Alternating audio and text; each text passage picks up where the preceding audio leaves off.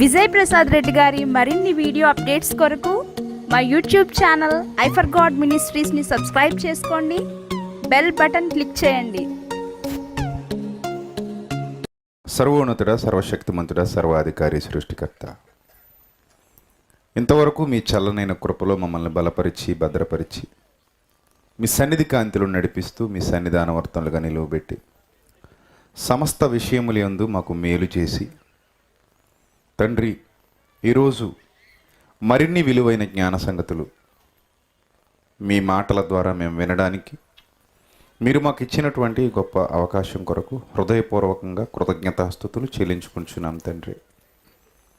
దయగలిగిన మా దేవ, మీ పిల్లలకు మీ సత్యవాక్యాన్ని వివరించడానికి సిద్ధపడి ఉండగా జ్ఞానము వివేకము కలిగిన మంచి మనస్సును ప్రియులైనటువంటి మీ పిల్లలందరికీ అనుగ్రహించండి.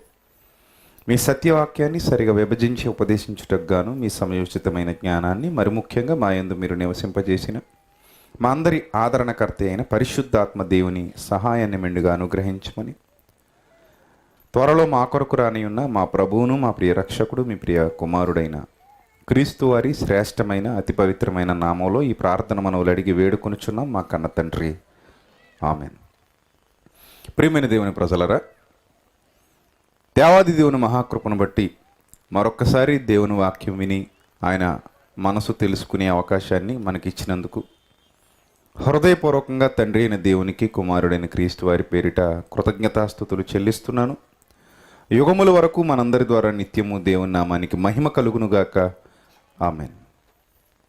దేవుని మనసు వ్రాయబడినటువంటి దేవుని గ్రంథం, ఆ గ్రంథానికి మనుష్యులలో విలువ లేకపోవడానికి గల కారణం దేవుని యొక్క కష్టం, ఆయన యొక్క ప్రేమ ప్రజలకు అర్థం కాకపోవడమే అని మనం తెలుసుకున్నాం. దేవుని మాటల పట్ల ప్రేమ లేదు కనుకనే, దేవుని మీద ప్రేమ లేదు కనుకనే దేవుని మాటల పట్ల కూడా మనుషులకి ఏమి లేకుండా పోయింది, ప్రేమ లేకుండా పోయింది. నిజంగా దేవుని మీద ప్రేమ ఉంటే దేవుని వాక్యం మీద కూడా ఏముండేది, ప్రేమ ఉండేది. అందుకే ఈరోజు గ్రంథాన్ని చాలామంది చులకనగా చూస్తున్నారు. నిన్న మనం చెప్పుకున్నట్టుగా కాళ్ళ దగ్గర పెడుతున్నారు, విలువ లేకుండా చూస్తున్నారు, క్రింద పెట్టేస్తున్నారు మొయ్యలేక. ఒళ్ళో పెట్టుకుంటే మరి ఆ బరువు టన్నుల కొద్దీ ఆ బరువు కాళ్ళు విరిగిపోతాయనో ఏమో, తర్వాత మళ్ళీ మధ్యలో ఏ బోల్ట్లన్నా వేయాలని అంటారోనో ఏమో. ఆ బరువైన బైబిల్ మొయ్యలేక ఎక్కడ పెట్టేస్తారు, కింద పెట్టేస్తారు, కాళ్ళ దగ్గరకు వచ్చేలా. అది ఎంత బాధాకరమైన పరిస్థితో మీరు విన్నారు. మన మనస్సులో నిజంగా దేవునికి విలువ ఉంటే దేవుని గ్రంథానికి కూడా విలువ ఉంటుంది. ఆ గ్రంథాన్ని దాటుకుంటూ వెళ్ళిపోయే పరిస్థితి రాదు, దాన్ని క్రింద పెట్టే పరిస్థితి రాదు, దాన్ని జిప్పేసేసి ఎక్కడో విసిరేసే పరిస్థితి రాదు, దానికి విలువ లేకుండా చేసేటువంటి పరిస్థితి రాదు, దాన్ని చదవకుండా మూలన పడేసేటువంటి పరిస్థితి రాదు. ఖచ్చితంగా ఆ గ్రంథాన్ని చాలా జాగ్రత్తగా పరిశోధన చేస్తాం, పరిశీలన చేసి అందులో ఉన్న విషయాలు తెలుసుకుంటాం. ప్రియులరా, మనం కావాలనుకుంటే ఈ గ్రంథం భూమి మీదకి రాలేదు. దేవుడు ఇష్టపడి మన బ్రతుకులు బాగుండాలని, మన ఆలోచనలు బాగుండాలి, మన జీవితాన్ని చక్కదిద్దాలని, మనల్ని క్రమబద్ధీకరించాలని, ఆయన మార్గంలో మనల్ని నడిపించాలని దేవుడు ఈ గ్రంథాన్ని భూమి మీద అవతరింపజేశాడు, భూమి మీదకు పంపించాడు. అనేక మంది ప్రవక్తలు, దానికి ముందు దేవుని యొక్క అపారమైన ప్రేమ, అపారమైన భద్రత. ఈ విషయం మీకు అర్థం కావడానికి దైవ గ్రంథంలో ఒక విశేషమైన సంఘటన వ్రాయబడింది. పద్మాసు ద్వీపంలో పరవాసిగా ఉన్నటువంటి యోహాను, ఆయనని క్రీస్తును ప్రకటిస్తున్నందుకు గాను, సువార్త ప్రకటనలో ఉన్నందుకు గాను ఒక పద్మాసు ద్వీపం అనే ఒక ద్వీపంలో ఒక పరవాసిగా ఆయన్ని బంధించేశారు. అలా బందీగా ఉన్నటువంటి యోహాను గారు దేవుని యొక్క దయ వలన కొన్ని దర్శనాలను చూశాడు. కొన్ని దర్శనాలు, ఆ దర్శనాలు చూసి వ్రాసి మన చేతులకు ఇచ్చాడు. అదే ప్రకటన గ్రంథం. అలా దర్శనాలు యోహాను గారు చూస్తున్నటువంటి టైంలో దేవుడు ఒక అద్భుతమైన, విచిత్రమైన, ఈనాటి క్రైస్తవ సమాజానికి అర్థం కావాల్సిన అత్యంత అవసరమైన దర్శనాన్ని దేవుడు యోహాను గారికి చూపించాడు. మీరు గుర్తుపెట్టుకోండి, ప్రకటన గ్రంథం అనగానే కేవలం భవిష్యత్తుకు సంబంధించిన గ్రంథం అని ఈరోజు చాలామంది క్రైస్తవులు పొరబడుతున్నారు. ప్రకటన అనగానే అంతా భవిష్యత్తే ఉంటుంది అనుకుంటున్నారు. నో, ప్రకటన అనగానే భూత, వర్తమాన, భవిష్యత్ కాలాలకు సంబంధించినటువంటి గ్రంథం. భవిష్యత్ అనేది బైబిల్లో కేవలం ప్రకటన గ్రంథంలో మాత్రమే కాదు, మిగిలిన గ్రంథాలలో కూడా భవిష్యత్తు గురించి దేవుడు చెప్పాడు. బాగా ఆలోచిస్తే మత్తయి సువార్తలో కూడా భవిష్యత్తుకు సంబంధించిన సంగతులు ఉన్నాయి. అపోస్తుల కార్యాల్లో కూడా భవిష్యత్తుకు సంబంధించినటువంటి సంగతులు ఉన్నాయి. అన్ని గ్రంథాలలోనూ భవిష్యత్తుకు సంబంధించినటువంటి సంగతులు ఉన్నాయి. కేవలం ప్రకటన గ్రంథంలో మాత్రమే ఉన్నాయనుకుంటే పొరపాటు సుమ. కాబట్టి ప్రకటన గ్రంథం అనేది భూత, వర్తమాన, భవిష్యత్ కాలాలకు సంబంధించినటువంటి గ్రంథం. అంటే జరిగిపోయిన విషయాలు అందులో ఉంటాయి, ఆ కాలానికి జరుగుతున్నవి అందులో ఉంటాయి, భవిష్యత్తులో జరగబోయేవి అందులో ఉంటాయి. అలా దేవుడు తన దివ్య గ్రంథాన్ని దర్శన రూపంగా ఆ గ్రంథంలోని సంగతుల్ని యోహాను గారికి చూపించడం జరిగింది. అలా యోహాను గారు ఒక అద్భుతమైన దర్శనాన్ని చూశారు. అసలు ఆ దర్శనం యోహాను గారికి ఎందుకు చూపించారంటే, దేవుడు తన పిల్లలకు తన కష్టం అర్థం కావాలి, తన పిల్లలకు తన ప్రేమ అర్థం కావాలి, తన పిల్లలకు ఆయన ఆలోచనలు ఎంత గంభీరమైనవో అర్థం కావాలి, అసలు మిమ్మల్ని కాపాడుకోవాలనే తపన మీ తండ్రికి ఎంత ఉందో అర్థం కావాలి. మిమ్మల్ని కాపాడుకోవాలనే తపన ఎంత లేకపోతే ఆ పరిశుద్ధ గ్రంథాన్ని భూమి మీదకు పంపిస్తాడు. ఆ పరిశుద్ధ గ్రంథం విలువ తెలిస్తే దేవుడు ఎంత ప్రేమించాడో మనకు అర్థమవుతుంది. దేవుడు ఎంత ప్రేమించాడో మనకు అర్థమైతేనే ఆ పరిశుద్ధ గ్రంథం విలువ తెలుస్తుంది. అందుకే ఈరోజు ప్రత్యేకంగా ఈ మాటలు మీకు చెప్పడం జరుగుతుంది. అటు ఇశ్రాయేలీలు కానివ్వండి, ఇటు ఈరోజున్న క్రైస్తవులు కానివ్వండి, గ్రంథానికి అస్సలు విలువనివ్వట్లేదు. ఆ సంగతి మనందరికీ తెలుసు. ఏ ఇతర మతస్థులు కూడా గ్రంథాన్ని కింద పెట్టరు, కానీ మనం కింద పెడతాం, కాళ్ళతో తన్నుతాం. ముఖ్యంగా కానుకలు వేసేటప్పుడు సంఘాల్లో మీరు చూసే ఉంటారు, చేత పట్టుకుని కానుక తీసుకొచ్చి వేసి వెళ్ళరు. వాళ్ళు ఎక్కడైతే కూర్చున్నారో అక్కడ ఈ పుస్తకాన్ని పెట్టేస్తారు, దేవుని గ్రంథాన్ని పెట్టేస్తారు. ఆ ఒకరి తర్వాత ఒకరు దాటుకుంటూ వెళ్తారు, అవసరమైతే తన్నుకుంటూ వెళ్తారు, తొక్కుకుంటూ వెళ్తారు, వెళ్ళి కానుకలేసి వస్తారు. డబ్బులు కింద పెట్టరు, కానీ దేని కింద పెడతారు? బైబిల్ కింద పెడతారు. అప్పుడే మీకు అర్థం కావాలి వీళ్ళకి దేవుని వాక్యం అంటే అస్సలు విలువ లేదు అని. అస్సలు విలువ లేదు. వాక్యానికి నిజంగా విలువనిచ్చేవాడు గ్రంథాన్ని, గ్రంథరాజాన్ని కింద పెట్టడానికి సాహసం చెయ్యడు. దాని వెనక దేవుడు ఎంత కష్టపడ్డాడో, ఈ గ్రంథం ఎంత ఉన్నతమైన స్థితిలో నుండి భూలోకానికి వచ్చిందో మీకు అర్థం కావాలి. అందుకే ఈ దర్శనం గురించి ఈరోజు ప్రత్యేకంగా మాట్లాడుతున్నాను. మీ చేతిలో ఈరోజు 200కి 300కి వచ్చేస్తుంది అనుకుంటున్నటువంటి ఆ చిన్న బైబిలు నువ్వు ఎక్కడ పడితే అక్కడ పడేసి పిల్లలకు ఆడుకోవడానికి ఇచ్చేసి చివరకు కొత్త నిబంధన ప్రేమ సందేశం పేరుతో కాగితాలు చింపేసి పొట్లాలు కట్టుకుంటున్నారే కిరాణా కొట్టులో. ఈరోజు ప్రేమ సందేశం కిరాణా కొట్టులో పొట్లాలు కట్టడానికి కూడా వాడుతున్నారు. అలాంటి ఆ ప్రేమ సందేశం ఒకప్పుడు ఎంత విలువగా ఉందో, నీ చేతుల్లోనికి రాకమునుపు ఆ గ్రంథం యొక్క స్థాయి ఏంటో, ఆ క్రొత్త నిబంధన స్థాయి ఏంటో, దేవుడు ఎంత ఉన్నతంగా ఆ గ్రంథాన్ని అక్కడ భద్రం చేసి భూమి మీదకు పంపించాడో, ఆ గ్రంథం యొక్క విలువేంటో, ఆ గ్రంథంలో ఉన్న మాటలు నిత్య జీవపు మాటలు, నిత్య జీవపు మాటలు. నీవే నిత్య జీవపు మాటలు కలవాడవు. అలాంటి నిత్య జీవపు మాటలు కలిగినటువంటి ఆ గ్రంథానికి ఉన్న విలువ భూమి మీద ఒకవేళ చిన్నగా మనకు కనబడుతూ ఉండొచ్చు, కానీ పరలోకంలో దాని విలువ అలాంటిది కాదు. ఎందుకంటే మీ అందరికీ తెలుసు, ఈ గ్రంథం భూమి మీదకు రాకమునుపు ఎక్కడుంది? ఎక్కడుంది? దేవుని యొద్ద ఉంది. అదే వాక్యము దేవుని యొద్ద ఉండెను, ఆది యందు వాక్యము ఉండెను. ఆ వాక్యం ఎక్కడుండెను? దేవుని యొద్ద ఉండెనంటే పరలోకం నుండి భూమి మీదకు వచ్చినటువంటి దేవుని మాటలు. పరలోకం నుండి ఈ భూలోకానికి పంపబడినటువంటి మట్టి మనుషుల కోసం,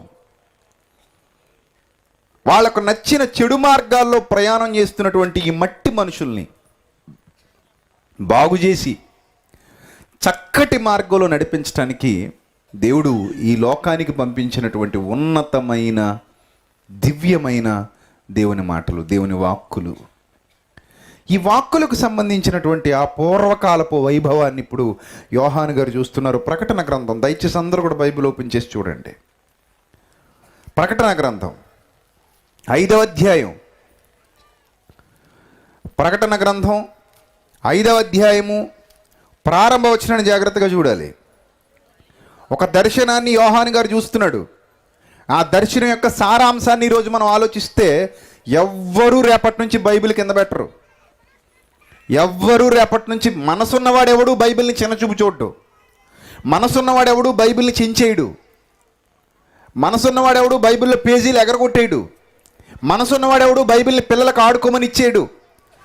మనసున్నవాడెవడు బైబిల్ని ఒక బీరువా లాగా లేకపోతే ఒక షెల్ఫ్ లాగా వాడు. ఇన్స్టాల్మెంటు కార్డులు పెట్టుకోవడానికి, ఆధార్ కార్డులు పెట్టుకోవడానికి, చీటీ పుస్తకాలు పెట్టుకోవడానికి బైబిల్ వాడు. బైబిల్కి ఇచ్చే గౌరవాన్ని బైబిల్కి ఇచ్చి తీరతాడు. బైబిల్కి ఇచ్చి తీరతాడు. ప్రియులారా, మీరు జాగ్రత్తగా గమనించండి. ఈ దర్శనాన్ని దేవుడు యోహానుకు చూపించడం వెనక ఆంతర్యం ఏంటో మీకు అర్థం కావాలి. రాత్రి ప్రకటన గ్రంథం 5వ అధ్యాయం ప్రారంభ వచనం. మరియు లోపటను వెలుపటను వ్రాత కలిగి. భూమి మీద ఎక్కడైనా అలాంటి పుస్తకాన్ని చూసారా? లోపల వెలుపల కూడా వ్రాత కలిగి ఉన్నటువంటి పుస్తకం. మనకి సాధారణంగా భూమి మీద పుస్తకాలు ఉంటాయి, అవి పైకి ఏం కనబడవు, లోపల మాత్రమే వ్రాత ఉంటుంది. కానీ ఇక్కడ ఈ మాట ఎందుకు చెప్తున్నాడంటే, లోపట వెలుపల వ్రాత కలిగి 7 ముద్రలు గట్టిగా వేసి ఉన్న ఒక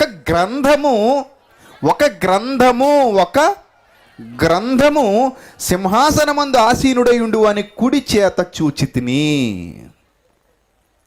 చూసారా? సింహాసనమందు ఆసీనుడై ఉన్న దేవాది దేవుడు తన చేత్తో, తన కుడి చేత్తో ఒక గ్రంథాన్ని పట్టుకొని సింహాసనం మీద కూర్చున్నాడు. ఆ గ్రంథం వెలుపట లోపల కూడా వ్రాత కలిగి ఉంది. అంటే ఆ గ్రంథం వెలుపట లోపల వ్రాత కలిగి ఉంది అనే దాన్ని యోహాను గారి దర్శనంలో చూస్తున్నాడు అని అంటే అది దేవుని మనసు.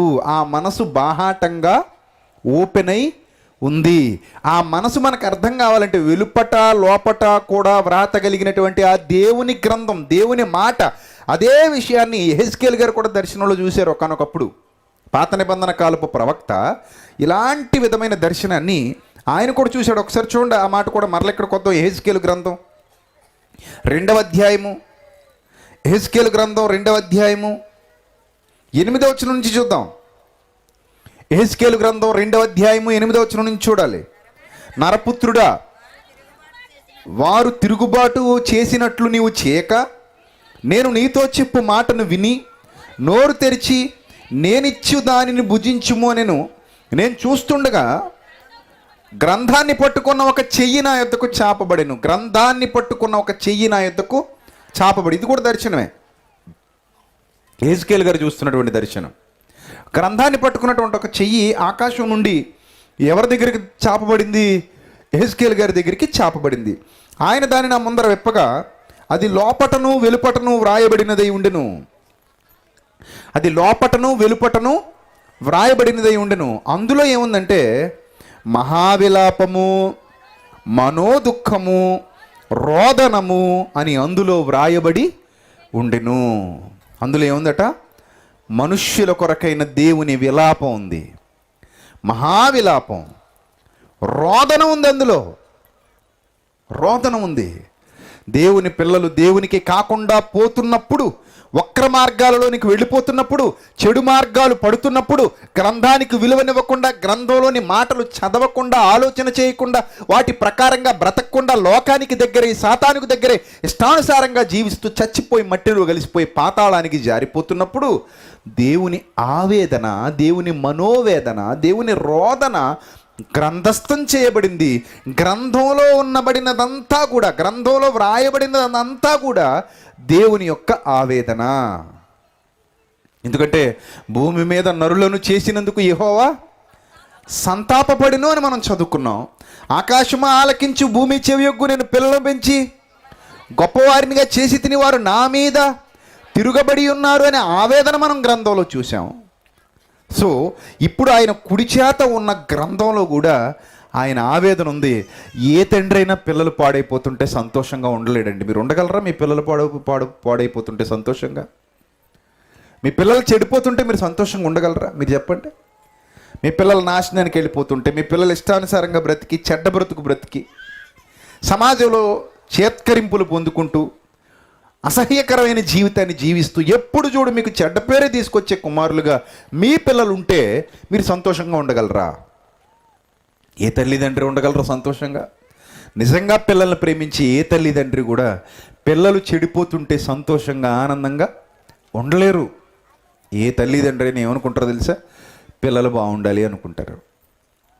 పిల్లలు బాగుండాలి, వాళ్ళ జీవితాలు బాగుండాలనుకుంటారు. ఎప్పుడైతే వాళ్ళు దారి మళ్ళీపోయారో తండ్రి గుండె బద్దలైపోతుంది. అలాగే దేవుడు కూడా ఇంతమంది పిల్లలు తమ ఇష్టానుసారంగా ప్రవర్తిస్తూ, చెడిపోయిన జీవితాలు కలిగి, పాడైపోయిన బ్రతుకులు కలిగి, ఇష్టొచ్చిన బ్రతుకుతూ, ఆయన్ని బాధిస్తూ, ఆయనకు ఆవేదన మిగులుస్తూ, ఏదైతే చెయ్యొద్దన్నాడో అదే చేస్తూ బ్రతుకుతున్నప్పుడు దేవునికి బాధ కలగదా?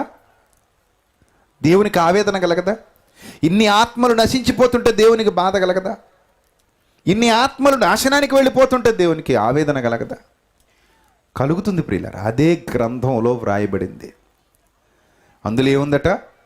మనోదుఖము, రోదనము అన్నాడు. అందుకే భక్తుడు మనోదుఖము, రోదనము, మహావిలాపము, ఆయన బాధ గ్రంథంలో ఉంది. అందుకే లూకాసు వార్తలో ఒక అద్భుతమైన మాట చెబుతాడు. లూకాసు వార్తలో దేవుడు తన మనసు తెలియజేస్తూ ఒక అద్భుతమైన మాట చెబుతాడు. ఒక్కసారి ఆ మాట చూడండి ప్రియులారా. లూకాసు వార్త, దేవుడు ఎలాంటి మనసు కలిగి ఉన్నాడో, దేవుని ఆలోచనలు ఎలా ఉన్నాయో ఒక్కసారి చూడండి. లూకాసు వార్తలో చెబుతున్నాడు. లూకాసు వార్త 15వ అధ్యాయము, లూకాసు వార్త 15వ అధ్యాయము 7వ వచనం. లూకాసు వార్త 15వ అధ్యాయము 7వ వచనం. అటువలే మారు మనస్సు అక్కర్లేని 99 మంది నీతిమంతుల విషయమే కలుగు సంతోషం కంటే మారు మనస్సు పొందే ఒక్క పాపి విషయమై పరలోకమందు ఎక్కువ సంతోషం. ఒక్క పాపి మారితే ఎక్కువ సంతోషం, అందరూ పాపులుగా మారితే ఎక్కువ దుఃఖం. మీరు ఆలోచించండి. ఒక్క పాపి మారితే ఆయనకి ఎంతో సంతోషం, అదే అందరూ పాపులుగా మారితే ఎంతో దుఃఖం. ఒక విషయం చెప్పమంటారా?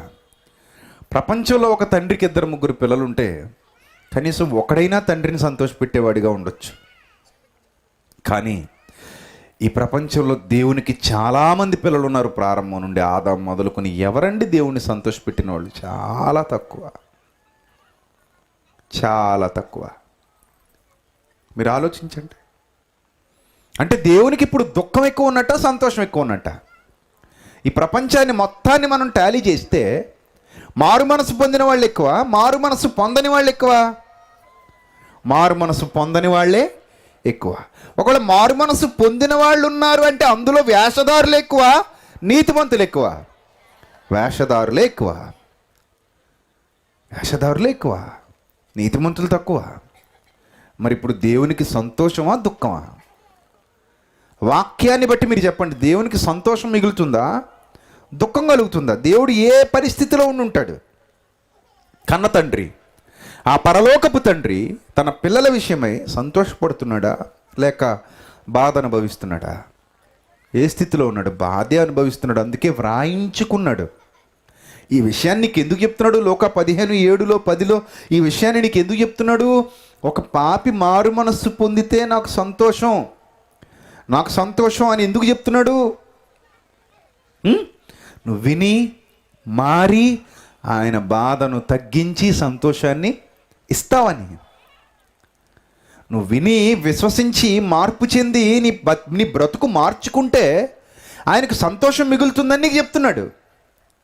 అందుకే గ్రంథాన్ని ఇస్తున్నాడు. ఇప్పుడు అదే ప్రకటన గ్రంథం 5వ అధ్యాయంలో యోహాను గారు చూస్తున్నారు. మరియు లోపటను వెలుపటను వ్రాత కలిగి 7 ముద్రలు గట్టిగా వేసి ఉన్న ఒక గ్రంథము సింహాసనమందు ఆసీనుడై ఉండు వాని కుడి చేత చూచితిని.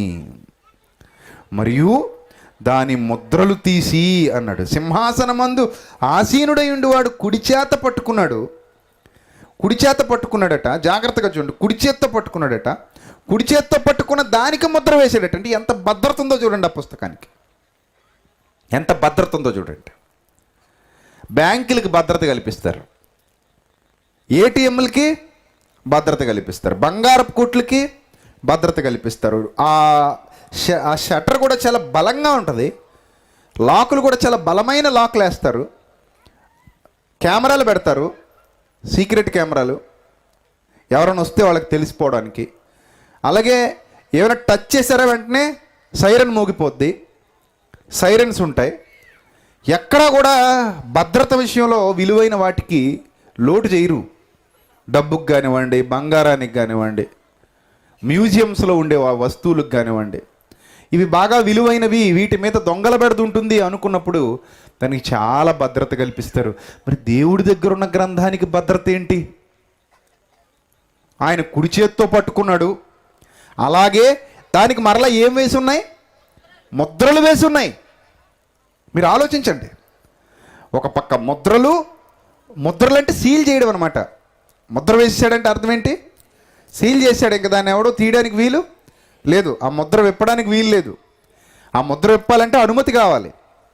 ఒక్కసారి సీల్ అయిపోయింది అనుకోండి, దాన్ని ఎవరో తీయడానికి వీలు లేదు, సీల్ చేసేశారు.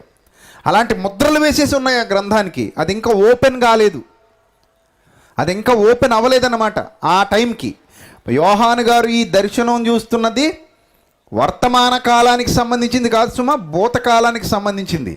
దేవుడి భూతకాలానికి సంబంధించిన దర్శనాన్ని ఎందుకు చూపిస్తున్నాడంటే ఆయన మీ పట్ల ఎంత జాగ్రత్త కలిగి ఉన్నాడో మీకు తెలియాలి, మీ పట్ల ఎంత ప్రేమ కలిగి ఉన్నాడో మీకు తెలియాలి, మీ పట్ల ఎంత శ్రద్ధ కలిగి ఉన్నాడో మీకు తెలియాలి.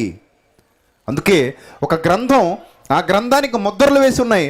ముద్రలు వేసిన ఆ గ్రంథాన్ని మరలా కుడి చేత్తో పట్టుకున్నాడు. అక్కడ కుడి చెయ్యి అనే పదాన్ని ఎందుకు వాడాడు అంటే, ఎవరైనా సరే కొంచెం పవర్ దేనికి ఉంటుంది? రైట్ హ్యాండ్ వాడే వాళ్ళకి పవర్ దేనికి ఉంటుంది? రైట్ హ్యాండ్కే ఉంటుంది. అందుకే మనం డబ్బులు సంచి పట్టుకోవాలనుకున్నప్పుడు ఎడం చేత్తో పట్టుకుంటాం, కుడి చేత్తో పట్టుకుంటాం. బ్యాంకు నుంచి వచ్చేటప్పుడు కుడి చేత్తో పట్టుకుంటాం. ఎందుకంటే ఎవడైనా లాక్కుపోయినా కానీ మనం బలంగా వెనక్కి గుంజుకోవాలి అంటే కుడి చేయకున్న శక్తి దేనికి ఉండదు? ఎడం చేయకుండదు. ఎందుకంటే మనం రైట్ హ్యాండ్ ఎక్కువగా యూజ్ చేస్తాం కాబట్టి. అలా ఈ బలాన్ని, ఆ సంకేతాన్ని సూచించడానికి దేవుడు కూడా ఇక్కడ కుడి చెయ్యి అనే పదం వాడాడు. వాస్తవానికి దేవుడు శరీరం కలిగి లేడు, ఆయన ఆత్మస్వరూపి. దేవుడు ఏమై ఉన్నాడు? ఆత్మయే ఉన్నాడు. దేవుడు ఆత్మయే ఉన్నాడు. ఆత్మయే ఉన్న ఆత్మస్వరూపి కుడి చేత్తో ఈ గ్రంథాన్ని పట్టుకున్నాడు అని మనకు బైబిల్ సెలవిస్తుంది ప్రియులారా. అలా కుడి చేత్తో గట్టిగా పట్టుకుని దానికి ముద్రలు కూడా వేశాడు. ఏమంటే ఎవరైనా దేవుని చేతిలో నుంచి ఆ గ్రంథాన్ని తీసుకోగలరా? అసలు ఆ శక్తి ఎవరికైనా ఉంటుందా? ఎవరైనా ఆ గ్రంథాన్ని బయటికి తీసుకురాగలరా? ఏ మానవుడైనా అక్కడికి, ఏ మానవుడికైనా సాధ్యమా? పోనీ దేవదూతలకి ఏమైనా సాధ్యమా? దేవదూతలకి తిమోతికి రాసిన మొదటి పత్రిక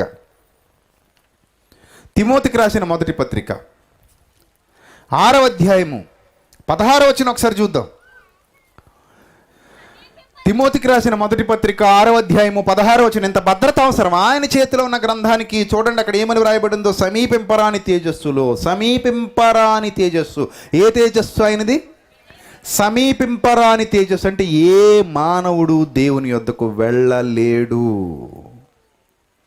సమీపింపరాని తేజస్సు అంటే మనం దగ్గరకు కూడా వెళ్ళలేనంత గొప్పదైన తేజస్సు. ఏమండి, ఇప్పుడు మనకు ఆకాశంలో కనబడే సూర్యుడు మనందరికీ తెలుసు. అది సమీపించగలిగే తేజస్సా, సమీపించరాని తేజస్సా? అది మనకి, మన శరీరాల్లో ఉన్న మనకి చెప్పండి. సమీపించగలిగే తేజస్సేనా సూర్యుడిది? నో. సూర్యుని తేజస్సు కూడా మానవులు సమీపించలేని తేజస్సు. ఆఫ్టర్ ఆల్ సూర్యుడు దేవుని సృష్టిలో ఒక భాగం మాత్రమే. గమనించండి ప్రియులారి, రాత్రి సూర్యుడు దేవుని సృష్టిలో ఒక భాగం మాత్రమే. సూర్యుడి కంటే గొప్పమైన నక్షత్రాలు ఇంకా గెలాక్సీలో, ఇంకా అంతరిక్షంలో చాలా ఉన్నాయి. అంతరిక్షంలోనికి వెళ్ళిపోతే ఆకాశ మహాకాశాలలో సూర్యుని కంటే గొప్పమైన నక్షత్రాలు ఇంకా చాలా ఉన్నాయి. అలాంటప్పుడు సూర్యుడి దగ్గరికే మానవుడు ఇంకా చేరుకోలేకపోయాడు. సూర్యుడినే ఇంకా మానవుడు చేరుకోలేడు. చేరుకోవడం వరకు ఎందుకు, రేపటి నుంచి మంచి ఎండాకాలం మిట్ట మధ్యాహ్నం పూట ఒక్క 10 నిమిషాలు కన్నార్పకుండా సూర్యుడిని చూడగలవా? ఎవరైనా ఉన్నారో చూడగలిగేవాళ్ళు? ఎవ్వరు చూడలేరు. ఒకవేళ చూస్తే కళ్ళు రెండు ఏమైపోతాయి? పోతాయి. లేదని ఏ పిన్లైనా కళ్ళకు పెట్టేసుకుని కన్ను రెప్పబడకుండా పిన్నులు పెట్టేసి లేదా అగ్గిపుల్లలు పెట్టేసి అలా చూసామనుకోండి, కాళ్ళు చేతులు కట్టేసి కాసేవాడు కళ్ళల్లోంచి ఏం గారిపోతాయి? నీళ్లు గారి కళ్ళు పోతాయి. సూర్యుడిని చూస్తేనే కళ్ళు పోతున్నప్పుడు సూర్యుడిని సమీపించడం సాధ్యమా? సమీపిస్తే కాలిపోతాం. మరి దేవుడి సృష్టిలో సూర్యుడు గొప్పవాడా చిన్నవాడా? చిన్నవాడే. దేవుడు సృష్టించిన వాడే సూర్యుడు. అలాంటి దేవుడు మరి సూర్యుని కంటే కోట్ల కోట్ల రెట్లు గొప్పదైన తేజస్సులో ఉన్నాడు. అదే చెబుతున్నాడు, సమీపించరాని తేజస్సులో. దైవము అనగానే మహాశక్తి. ఆ మహాశక్తి దగ్గరకు వెళ్ళడం ఎవరి వల్ల కాదు. సమీపించరాని తేజస్సులో ఆయన మాత్రమే, మరొకడు వెళ్ళే వీల్లేదు. మరొకడు ఆయన చెంతకు చేరుకోగలిగే వీల్లేదు. తండ్రి అయిన దేవుడు ఉన్న శక్తి, తండ్రి అయిన దేవునికి ఉన్న శక్తి అంత గొప్పది. ఆయన మాత్రమే వసించుచు అమరత్వము గలవాడై ఉన్నాడు. అమరత్వము గలవాడై ఉన్నాడు. ఏమండి, అంత గొప్ప శక్తిమంతుడు గ్రంథాన్ని చేత్తో పట్టుకుంటే ఎవడైనా వెళ్ళి టచ్ చేసి తీసుకురాగలడా? అంత శక్తిమంతుడు. ఆ శక్తిమంతుడిని దేవదూతలే ఆ మహిమను చూడలేక ఏం చేస్తున్నాయట? తమ రెక్కలతో, 2 రెక్కలతో వాటి ముఖమును ఏం చేస్తున్నాయి? కప్పుకొనిచున్నాయని చదువుకున్నాం మనం. దేవదూతలు రెక్కలతో ముఖాన్ని కప్పుకుంటుంటే అంత శక్తిమంతుడైన దేవుడి దగ్గరకు ఎవరైనా వెళ్ళగలరా? ఎవ్వరూ వెళ్ళలేరు. వెళ్ళటం ఎవరికి సాధ్యం కాదు. మరి అలాంటప్పుడు దేవుడు ఆ గ్రంథానికి ఎందుకంత భద్రత కల్పించారు? కుడి చేత పట్టుకోవడం, దానికి ముద్రలు వేయటం, ముద్రలు వేసి కుడి చేత్తో పట్టుకుని ఎంత భద్రత కల్పించారంటే ఈ గ్రంథానికి, మనకు ఆ మాట చదువుతుంటే అర్థమవుతుంది. ఇక 2వ వచనం చూద్దాం. అదే ప్రకటన గ్రంథం 5వ అధ్యాయము 2వ వచనం కూడా జాగ్రత్తగా చూడాలి. మరియు దాని ముద్రలు తీసి, అంటే ఆ సీల్ తీసి, ఆ గ్రంథాన్ని విప్పుటకు యోగ్యుడైన వాడెవడని బలిష్ఠుడైన ఒక దేవదూత బిగ్గరగా ప్రచురింపగా. దేవదూత ఏమని ప్రచురిస్తుందట? ఆ గ్రంథం యొక్క సీల్ ఓపెన్ చేసి ఆ ముద్రలు తీసేవాడు ఎవడు అని ఒక దేవదూత బిగ్గరగా ప్రచురించింది. బిగ్గరగా ప్రచురించింది. గట్టిగా చెప్తుందట ఒక దేవదూత, ఎవడైనా ఉన్నాడా? ఆ గ్రంథము యొక్క ముద్రలు తీసి ఆ గ్రంథాన్ని విప్పగలిగేవాడు. అంటే అది ఓపెన్ చెయ్యాలి. అందులో ఉన్న జ్ఞానం ఈ ప్రపంచానికి అవసరం. ఆ జ్ఞానం లేకపోతే మనుషులు నిత్యత్వంలోనికి వెళ్ళలేరు. ఆ జ్ఞానం లేకపోతే మనుషులు పరలోకానికి చేరుకోలేరు. మరి ఆ గ్రంథంలోని జ్ఞానాన్ని విప్పగలిగే శక్తి ఎవరికైనా ఉందా? అలాంటి శక్తిమంతుడు ఎవడైనా ఉన్నాడా అని బలిష్ఠుడైన దేవదూత అంటున్నాడు. అంటే బలిష్ఠుడు అనే పదాన్ని ఎందుకు వాడాడు అక్కడ? దేవదూతలో బలహీనమైన దేవదూతలో బలమైన దేవదూతలు ఉంటారనా? బలిష్ఠుడైన దేవదూత అన్న పదాన్ని ఎందుకు వాడుతున్నాడు? ప్రకటన గ్రంథం చదివేటప్పుడు అది రూపకాలంకారంలో వ్రాయబడింది. రూపకాలంకారంలో ఎందుకు రాశాడంటే మనం అర్థం చేసుకోవడానికి ఆ స్థాయికి మనం వెళ్ళాలి.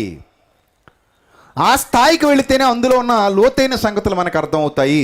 ఇక్కడ బలిష్ఠుడైన దేవదూత, బలిష్ఠుడు అనే పదాన్ని ఎందుకు వాడుతున్నాడంటే దూతలన్నిటిలో కూడా ఒకడు బలిష్ఠుడు అనుకుంటే ఆ బలిష్ఠుడైన దేవదూతకే సాధ్యం కాదు. ఏంటది?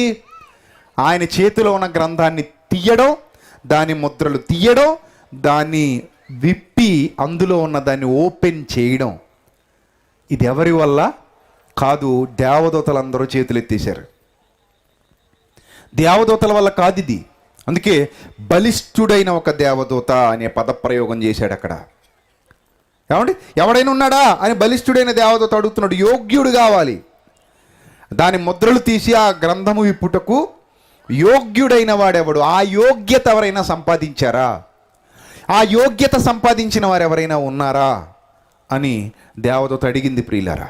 ఆ తర్వాత చూడండి, అయితే పరలోకమందు గాని, భూమి మీద గాని, భూమి క్రింద పాతాళ లోకంలో గాని ఆ గ్రంథము విప్పుటకైనను, విప్పటం మాట పక్కన పెట్టు, చూచుటకైనను ఎవనికి నీ శక్తి లేకపోయేను. విప్పాలంటే ఏం చేయాలి? చూడాలి కదా. చూడకుండా ఎలా విప్పగలరు? అర్థమవుతుందా? ఒక ఏదైనా ఒక ముడి విప్పాలి అంటే మనం ఏం చేయాలి? చూడాలి. చూడలేకుండా ముడి విప్పటం మన వల్ల కాదు కదా. ఇప్పుడు ఇక్కడ ఏమని పదప్రయోగం చేశాడంటే, ఆ దేవుని కుడి చేతిలో ఉన్నటువంటి ఆ గ్రంథం, ఆ శక్తి కలిగినటువంటి గ్రంథం, ఆ గొప్పదైన పరలోకంలో ఉన్న గొప్ప గ్రంథం, అది విప్పటానికి కానీ చూడ్డానికి కానీ ఎవనికి నీ శక్తి లేదు ముల్లోకాలలో. అదే చెబుతున్నాడు. పరలోకమందు కానీ, నెంబర్ 2 భూమి మీద కానీ, నెంబర్ 3 భూమి క్రిందున్న పాతాళ లోకంలో కానీ. భూమి క్రింద అంటే భూమి లోపల కాదు, విశ్వంలో భూమికి క్రింద భాగంలో ఉన్న లోకం అని అర్థం. భూలోకానికి కింది భాగంలో ఉన్న లోకం అని అర్థం. అంతే తప్ప భూమి గోళం మధ్యలో కన్నం పెడితే వచ్చేదని కాదు సుమా. భూమి క్రిందున్నవారు అంటే క్రింది దిగువ భాగానికి, దిగువ లోకానికి చెందినవారు అని అర్థం. ఏమండి, పరలోకమందు కానీ, భూలోకమందు కానీ, పాతాళలోకమందు కానీ ఆ గ్రంథాన్ని విప్పుటకైనను, ఆ గ్రంథాన్ని చూచుటకైనను ఎవనికి నీ శక్తి లేకపోయేను. ఆ యోగ్యత ఎవ్వడికీ లేదు. ముల్లోకాలలో ఎవ్వడికి ఆ గ్రంథాన్ని ఓపెన్ చేసే యోగ్యత లేదు. ముల్లోకాలలో ఎవ్వడికి ఆయన దగ్గరికి వెళ్ళే యోగ్యత లేదు. ముల్లోకాలలో ఎవ్వడికి ఆయన తేజస్సు దగ్గరకు ప్రవేశించి ఆ తేజస్సులో ముద్రలు వేయబడిన ఆయన కుడి చేత పట్టుకున్న ఆ గ్రంథాన్ని, ఆ జ్ఞానాన్ని ఓపెన్ చేయగలిగే శక్తి ఎవ్వడికి లేదు అనేది ఇక్కడ కన్ఫర్మ్ అయిపోయింది. అప్పుడు దేవదూతలు కానివ్వండి, ముల్లోకాలు కానివ్వండి, భక్తులు కానివ్వండి, వీళ్ళందరూ చూస్తున్నారు. మరి ఎవరు తీయగలరు దీన్ని? ఎవరు ఆ గ్రంథాన్ని పట్టుకోగలరు? ఎవరు ఆ గ్రంథాన్ని విప్పగలరు? అసలు యోగ్యత అంటే ఏంటి? ఆయన దగ్గరకు వెళ్ళాలంటే ఏ యోగ్యత కావాలి? ఆ తేజస్సులోనికి ప్రవేశించాలంటే ఏ యోగ్యత కావాలి? ఎలాంటి యోగ్యత కలిగిన వాడు దేవుని కుడి చేతిలో ఉన్నటువంటి ఆ గ్రంథాన్ని తీసుకోగలుగుతాడు? ఎలాంటి యోగ్యత కలిగిన వాడు ఆ ముద్రలు విప్పగలుగుతాడు? ఆ యోగ్యుడెవరు అనుకుంటూ ఉండగా చూడండి, ఆ గ్రంథము విప్పుటకైనను 4వ వచనం. దర్శనంలో చూస్తున్నాడు యోహాను గారు. ఇదంతా దర్శనంలో కనబడుతుంది సుమా, ఇదంతా దర్శనంలో చూస్తున్నాడు. ఆ గ్రంథము విప్పుటకైనను చూచుటకైనను యోగ్యుడెవడును కనబడనందున నేను బహుగా ఏడ్చుచుండగా. యోహాను ఏడుస్తున్నాడట. ఏడవడం ఎందుకండి? యోహాను ఎందుకు ఏడవాలండి? గ్రంథం దొరక్కపోతే, గ్రంథంలో ఉన్న మాటలు దొరకకపోతే, ఆ మాటలే మనిషిని నిత్య జీవితానికి నడిపించేవి. అందుకే యాకోబు పత్రిక 1:21 ఏమని వ్రాయబడిందో తెలుసా? యాకోబు పత్రిక 1:21 సమస్తమైన దుష్టత్వమును సమస్తమైన కల్మషమును విర్రవీగుతున్న దుష్టత్వమును మాని లోపల నాటబడి మీ ఆత్మలను రక్షించుటకు శక్తిగల వాక్యమును సాత్వికముతో అంగీకరించుడి. మీ ఆత్మలను రక్షించుటకు శక్తి దేనికుంది? వాక్యానికే ఉంది. మీరు చీటీ పుస్తకాలు పెడుతున్నారే గ్రంథం, అది మీ ఆత్మలను రక్షించగలిగేది. మీరు మోయలేక కింద పడేసి కాళ్ళు తన్ని పెట్టుకుని దాని మీద కాళ్ళు పెట్టి దాన్ని కాళ్ళతో తన్నుతూ దాన్ని దాటుకుంటూ ఇంట్లో కూడా ఎక్కడ పడితే అక్కడ పడేస్తూ దాని మీద పిల్లలు ఆడుకోవడానికి కూడా ఆట వస్తువుగా దాన్ని ఇచ్చేస్తూ అంత చీపుగా చూస్తున్నారే గ్రంథం, క్రిందబెట్టి మరీ చదివేటువంటి గ్రంథం. ఆ గ్రంథమే ఆత్మలను రక్షించే శక్తి కలిగినది. అంత గొప్ప గ్రంథానికి ఈరోజు క్రైస్తవ్యంలో ఉన్న విలువ చూస్తుంటే మనసుకు బాధగా అనిపిస్తుందండి. అరే, వీళ్ళకి అస్సలు బైబిల్ అంటే విలువ లేదు అనిపిస్తుంది. ఆ గ్రంథమే మీ ఆత్మలను రక్షించగలిగేది. ఇప్పుడు యోహాను గారు ఎందుకు ఏడవాలి? యోహాను గారి ఏడుపుకి కారణం ఏంటి? ఎందుకు ఏడవాలి ఆయన? ఏడుస్తున్నాడట చూడండి. ఆ గ్రంథము విప్పుటకైనను కనీసం చూడ్డానికి కూడా యోగ్యుడెవ్వడు కనబడట్లేదు అక్కడ. నేను వెతుక్కుంటున్నాను, భూమి మీద లేడు, పరలోకమందు లేడు, పాతాళ లోకంలో లేడు, ఎవడూ లేడా. అయితే ఆ గ్రంథం మా చేతుల్లోనికి రాదా? ఆ వాక్యం మాకు అర్థం కాదా? ఆ ముద్రలు విప్పేవాడు ఎవడూ లేడా? ఆ నూతన నిబంధన సర్వలోకానికి దేవుడు సిద్ధపరిచినటువంటి నిబంధన, సర్వలోకము కొరకు పరలోకము నుండి అవతరింపబడిన దివ్య గ్రంథం, ఆ సర్వలోకమునకు దేవుడిచ్చినటువంటి అద్భుతమైన అక్షయమైన ఆహారం, దాహాన్ని తీర్చేటువంటి, దప్పి గొనకుండా చేసేటువంటి గొప్పవైన నీళ్లు, ఆ నిత్యజీవపు మాటలు. ఆ మాటలు మాకు దొరకవా? మాటలు మాకు రావా? వాటిని మాకు ఇచ్చేవారు ఎవరు లేరా? మాకే విధంగానూ మా చేతులకు ఆ మాటలు రావా? నేను బహుగా ఏడ్చుచుండగా అన్న పదాన్ని వ్రాశాడు అక్కడ. దర్శనంలో చూస్తూ అయ్యో అని ఏడుస్తున్నాడండి యోహాను, ఏడుస్తున్నాడు. ప్రియులరా, బైబిలు నేర్చుకోవడానికి ఎప్పుడైనా ఏడ్చారండి మీరు? ప్రభువా, నాకు జ్ఞానం కావాలి ప్రభువా, నాకు జ్ఞానం కావాలి ప్రభువా, ఈ జ్ఞానం మరుగై ఉండకూడదు ప్రభువా, నాకు జ్ఞానం కావాలి ప్రభువా, నాకు ఇంకా నేర్పించు ప్రభువా, నాకు బైబిల్ ఎవరు నేర్పిస్తారు ప్రభువా, నాకు బైబిల్ కావాలి, బైబిల్లో ఉన్న జ్ఞానాన్ని నేర్చుకోవాలి, ఆ జ్ఞానం నా హృదయంలోనికి వెళ్ళాలి అని ఏనాడైనా మీలో ఎవరైనా ఏడ్చారా? బైబిల్ అర్థం కావట్లేదని ఎప్పుడైనా కన్నీళ్ళు వచ్చాయా మీకు? ప్రభువా, నాకు నీ గ్రంథం అర్థం కావట్లేదు ప్రభువా, నాకు నీ గ్రంథం అర్థం కావట్లేదు, ఎప్పుడైనా కన్నీళ్ళు వచ్చాయా? ఎప్పుడు రావండి.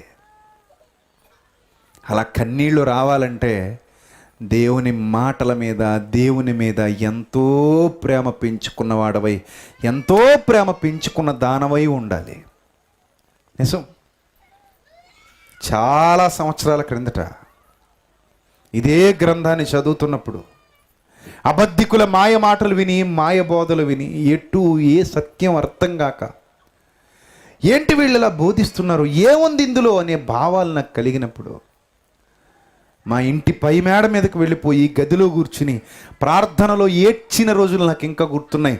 ప్రభువా, నీ గ్రంథం నాకు అర్థం కావట్లేదు ప్రభువా, నీ గ్రంథంలో మాటలు నాకు అర్థం కావట్లేదు ప్రభువా, నాకు నేర్పించు ప్రభువా, నాకు దారి చూపించు తండ్రి, నా మనోనేత్రలు ఇంకా వెలిగించు, నా హృదయాన్ని విస్తారంగా విశాలపరిచి ఆ హృదయంలో నీ మాటలు ఫలింపజేయి తండ్రి, నాకు బైబిల్ నేర్పించు ప్రభువా.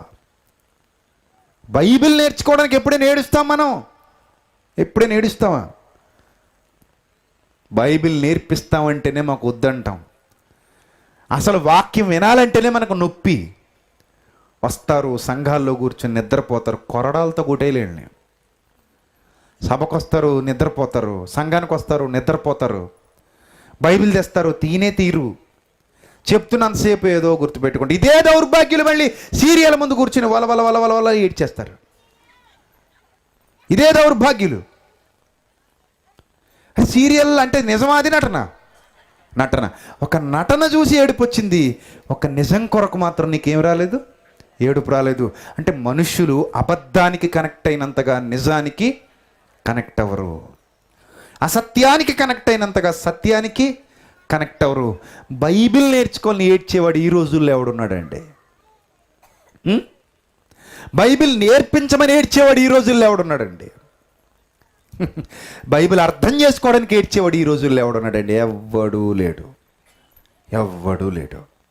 సెంటిమెంట్ సినిమాలు చూసి ఏడుస్తాం, సెంటిమెంట్ సీరియళ్ళు చూసి ఏడుస్తాం, దానికి రెస్పాండ్ అయిపోతాం. కానీ ఆత్మలను రక్షించే శక్తి గల వాక్యానికి మాత్రం నీ హృదయం రెస్పాండ్ అవ్వట్లేదు అంటే నువ్వు దేవునికి చాలా దూరంగా ఉన్నావని అర్థం. అక్కడ అదే చాలు పరీక్ష, ఆ పరీక్ష చాలు. దేవునికి నువ్వు చాలా దూరంగా ఉన్నావు, చాలా. ఈ భూతకాలం, క్రొత్త నిబంధన ఇంకా భూమి మీదకు రాని కాలం. ఆ కాలాన్ని యోహాను గారు దర్శనంలో చూస్తున్నాడు. దర్శనంలో చూసి ఏం చేస్తున్నాడు తెలుసా? ఏడుస్తున్నాడు. అతని దర్శనంలో కనబడుతున్న సందర్భం అదే, ఆ భూతకాలానికి సంబంధించినటువంటి సందర్భం. ఏడుస్తున్నాడు యోహాను. అయ్యో, ఎవరు ప్రభువా ఈ సర్వసత్యాన్ని విప్పేది ఎవరు? సర్వ సత్యము, సర్వ సత్యం అది రావాలి భూమి మీదకి. అరకొర జ్ఞానం సరిపోదు, సర్వసత్యం మాకు కావాలి. ప్రభువా మమ్మల్ని సర్వసత్యంలోనికి నడిపించు, ఆ సర్వసత్యాన్ని మాకు అనుగ్రహించు. నీ కుడి చేత ఉంది ప్రభువా సర్వసత్యం, నీ కుడి చేతిలో ఉంది. దానికి ముద్రలు వేసేసి ఉన్న 7 ముద్రలు, పరిపూర్ణంగా ముద్రించబడినటువంటి ఆ గ్రంథంగా ఆ సర్వసత్యం నీ చేతిలో కనబడుతుంది. ప్రభువా మాకు ఆ వాక్యం కావాలి, ఆ వాక్యం కావాలి. ఎవరిస్తారు? డబ్బుల కోసం ఏడ్చేవాళ్ళని చూస్తాం, పంట కోసం ఏడ్చేవాళ్ళని చూస్తాం, చీరలకు ఏడ్చేవాళ్ళని చూస్తాం, చాక్లెట్లకి ఏడ్చేవాళ్ళని చూస్తాం, ప్రతి చెత్తకి ఏడ్చేవాళ్ళని చూస్తాం. కానీ బైబిల్ కోసం ఏడ్చేవాళ్ళని ఎక్కడా చూడమండి. దేవుని ప్రేమ ఉన్న వాళ్ళు మాత్రమే ఏడుస్తారండి. నాకు బైబిల్ అర్థం కావట్లేదు తండ్రి అని మోకరించి ఆయన పాదాల చెంత, ప్రభువా నాకు బైబిల్ నేర్పించు ప్రభువా, ప్రభువా నాకు జ్ఞానము కొదువుగా ఉంది ప్రభువా. ఏది ఈ లోక జ్ఞానం, 10th క్లాసు ఇంటర్ డిగ్రీ జ్ఞానం కాదు.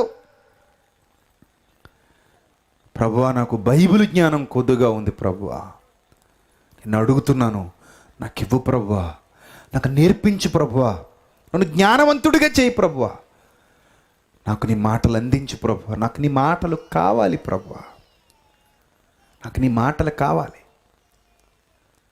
అని ఏడుస్తారు, కన్నీటితో ప్రార్థిస్తారు.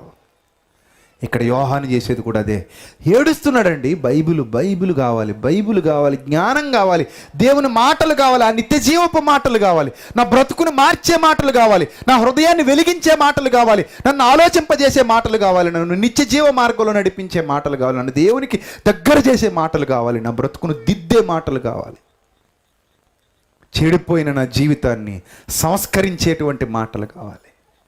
నా హృదయంలో నుండి జీవజలధారలు బయలుదేరాలి, జీవజలధారలు బయలుదేరాలి. నేనంత గొప్పవాడిని కావాలి. అలా కావాలి అంటే నీ మాటలు నాకు కావాలి ప్రభువా, నీ మాటల కోసం ఏడుస్తున్నాను ప్రభువా. ఎక్కడనున్నారండి ఇలాంటి వాళ్ళు? ఎక్కడనున్నారా ఇలాంటి వాళ్ళు? మాటల కోసం ఏడ్చే మనసుంటే గ్రంథాన్ని చిన్న చూపు చూడగలవా? గ్రంథాన్ని చిన్న చూపు చూడగలవా? కాళ్ళ దగ్గర పెట్టగలవా? దాటుకుంటూ వెళ్ళగలవా? పిచ్చి పిచ్చి డ్యాన్సులు వేసి సంఘాల్లో దేవుని పేరట పిచ్చి పిచ్చి డ్యాన్సులు వేసి ఈ గ్రంథాన్ని కాళ్ళతో తొక్కగలవా? చూడండి, చాలా సంఘాల్లో మీకు కనబడద్ది దృశ్యం. బైబిల్ కింద పెట్టి డ్యాన్సులు మొదలెడతారు, అప్పుడు అదే అదే బైబిల్ మీద నర్తిస్తారు వాళ్ళు. ఆ గ్రంథం కాళ్లకు తగులుతుంటే గుండె మండిపోద్ది. అసలు వీళ్ళకి బుద్ధుందా? వీళ్ళకి జ్ఞానం ఉందా? వీళ్ళకి ఎవడో బైబిల్ కాల్చేశాడని బాధపడటం కాదు, వీళ్ళ కాళ్ళ క్రింద బైబిల్ తొక్కబడుతుంది, దీనికి ఎంత బాధపడాలి? ఎవడో మతోన్మాది కాల్చాడంటే వాడికి బుర్ర లేక, జ్ఞానం లేక, వాడికి దేవుని మనసు అర్థం కాక, వాడు సాతాను సంబంధి కాబట్టి కాల్చాడు. మరి నువ్వు ఆ గ్రంథాన్ని గౌరవిస్తున్నానని చెప్పుకుంటూ కిందేసి తొక్కుతున్నావు. సిగ్గుపడాలి, నువ్వు సిగ్గుపడాలి. యోహాను ఏడుస్తున్నాడు. ఒక్కసారి ఆలోచించండి. ప్రభువా ఆ గ్రంథాన్ని విప్పగలిగేవాడు ఎవడైనా ఉన్నాడా? ప్రభువా ఆ గ్రంథాన్ని విప్పేవాడు కావాలి ప్రభువా. ఆ జ్ఞానం మాకు ఓపెన్ అవ్వాలి, ఆ ముద్రలు తీయాలి, ఆ జ్ఞానం మాకు ఇవ్వాలి, మాకు ఆ జ్ఞానం కావాలి. అని ఏడుస్తున్నాడట. అలా ఏడుస్తూ ఉండగా బహుగా ఏడ్చుచుండగా అన్నాడు. బహుగా ఏడ్చుచుండగా చాలా ఏడుపు వచ్చేసిందండి యోహానికి. ఏడుస్తున్నాడు ఏడుస్తున్నాడు ఏడుస్తున్నాడు, బహుగా ఏడుస్తున్నాడు. ఆ పెద్దలలో ఒకడు వచ్చాడు, ఏడవకు నాయనా, నీ కన్నీటికి ముగింపు పలికే రోజు ఒకటి వచ్చేసింది, ఏడవకు. ఎన్నాళ్ళు ఈ జ్ఞానం లేదని బాధపడకు, నీకు అందలేదని బాధపడకు. ఈ జ్ఞానం ఈనాటిది కాదు, జగత్తుకు పునాది వేయబడక మునుపటిది. కొరింథీయులకు రాసిన మొదటి పత్రిక 2వ అధ్యాయం ఒకసారి చూడండి. కొరింథీయులకు రాసిన మొదటి పత్రిక 2వ అధ్యాయం. ఈ జ్ఞానం ఎప్పటిదో చూడండి ప్రియులారా. కొరింథీయులకు రాసిన మొదటి పత్రిక 2వ అధ్యాయము 6వ వచనం. కొరింథీయులకు రాసిన మొదటి పత్రిక 2వ అధ్యాయం 6వ వచనం. పరిపూర్ణులైన వారి మధ్య జ్ఞానమును బోధించుచున్నాము, అది లోక జ్ఞానము కాదు, అది లోక జ్ఞానము కాదు. నీ 10th క్లాస్ జ్ఞానం కాదు, నీ 10th క్లాస్ జ్ఞానం కాదు. సరిగ్గా ఇదే సీజను. కొంతమంది పరీక్షలకు వెళ్ళే విద్యార్థుల కోసం ప్రత్యేక కూడికలు నిర్వహిస్తుంటారు. మన క్రైస్తవ్యంలోనే వాళ్ళు ఏం చేస్తారు తెలుసా? ప్రార్థనా పెన్నులు ఇస్తారు. అంటే ఈ ప్రార్థనా పెన్ను పట్టుకెళ్తే పరీక్ష దాని అంతటా అదే రాసేస్తుంది అనమాట. అన్యుల దేవాలయాలు ఉన్నాయి మన తూర్పుగోదావరిలోనే. అన్యుల దేవాలయాలు ఉన్నాయి. పశ్చిమ గోదావరిలో కూడా కొన్ని దేవాలయాలు ఉన్నాయి. అక్కడ ఆ అన్యుల దేవాలయాల్లో ఈ పెన్నులు అర్చన చేసి పూజలు చేసి పరీక్షలకు వెళ్ళే విద్యార్థులకు ఇస్తూ ఉంటారు. అంటే ఈ పెన్నుతో రాస్తే నీ పరీక్ష ఖచ్చితంగా పాస్ అయిపోతావు అన్నట్టు. అంటే బుర్రలో గుజ్జి లేకపోయినా పర్లేదు, పెన్నులో ఇంకుంటే సరిపోద్దా? అలా అయితే ఐఏఎస్లు ఐపీఎస్లు అన్నీ కొట్టేయచ్చు ఆ పెన్ను పట్టుకెళ్ళిపోయి. చదవక్కర్లే, పాలేరు కూడా ఐపీఎస్ అయిపోవచ్చు. అంతే కదా మరి. ప్రార్థనా పెన్నులు, ప్రార్థనా ప్యాడ్లు, అట్లు, ప్రార్థన పెన్సిళ్ళు, ప్రార్థన రబ్బర్లు, ప్రార్థన స్కేళ్ళు. ఏం మనుషులండి. కానీ దేవుడు అంటున్నాడు అది లోక జ్ఞానం కాదు నాయన. మళ్ళీ వీళ్ళు అదే ఈ ప్రార్థనకు ఈ పరీక్షలకు ప్రిపేర్ అవుతున్న వాళ్ళ కొరకు ప్రత్యేక ప్రార్థనా కూటం అని పెట్టిన వాళ్ళు పైన ఏ వచనం వేస్తారో తెలుసా? ఎవరికైనా నువ్వు జ్ఞానము కొదువుగా అయిన ఎడలా నన్ను అడగవలను. ఏ జ్ఞానం అడగమన్నాడు? నేను 10వ తరగతి అన్నాడా? డౌట్లు వస్తే 10వ తరగతి లెక్కలు బాగా నేర్చుకుంటే పరలోకం వెళ్ళిపోతావా? ఇంటర్ పాస్ అయిపోతే పరలోకం వెళ్ళిపోతావా? డిగ్రీ పాస్ అయిపోతే నిత్య జీవితంలోకి అడుగు పెట్టేస్తావా? ఆ జ్ఞానం కొద్దుగా ఉంటే అడగమని దేవుడు చెప్పాడా? ఏ జ్ఞానం అడగమన్నాడు? ఏ జ్ఞానానికి వేసావు రెఫరెన్స్ తీసుకెళ్ళి? దేవుని జ్ఞానం అడగమంటున్నాడు, లోక జ్ఞానం కాదు. అందుకే ఏమంటున్నాడు చూడండి, అది ఈ లోక జ్ఞానము కాదు. కాదు ఖచ్చితంగా చెప్పాడు. అది ఈ లోక జ్ఞానము కాదు. అర్థం లేని వారిగా మారిపోతున్న ఈ లోకాధికారుల జ్ఞానం కూడా కాదు. కానీ దేవుని జ్ఞానము మర్మమైనట్టుగా మేము బోధించుచున్నాము. ఈ జ్ఞానము మరుగై ఉండెను. ఈ జ్ఞానము ఏమై ఉండెను?